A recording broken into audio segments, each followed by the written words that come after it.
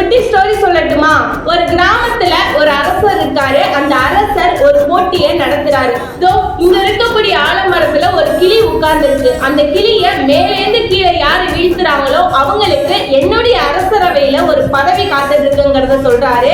அதுக்கப்புறம் அந்த கிராமத்துல இருந்து இறுதியா 3 பேர் இந்த போட்டியில கலந்துக்கிறாங்க. முதல்ல விளையாண்ட 2 பேருமே அந்த மரத்தினுடைய கிளைகள்லயும் கிளி மேலேயும் பட்டா கூட அந்த கிளி கீழே விழுந்த பாடு இல்லை.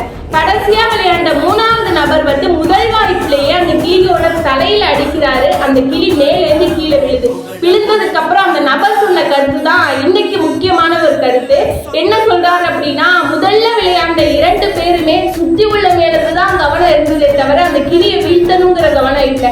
என்னுடைய கவனம் எல்லாமே அந்த கிளியோட தலையில மட்டும்தான் இருந்தது. சுத்தி உள்ள எதையுமே நான் பார்க்கல அப்படின்னு சொன்னாராம்.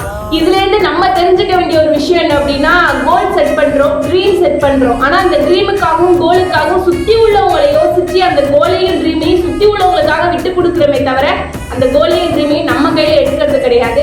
ஸோ இதை பத்தி உங்களுடைய கருத்துக்களை கீழே உள்ள கமெண்ட் செக்ஷன்ல சென்ட் பண்ணுங்க. இந்த மாதிரியான யூஸ்ஃபுல்லான வீடியோஸ்க்கு நம்மளோட சேனலை ஃபாலோ பண்ணிக்கோங்க. Thank you so much.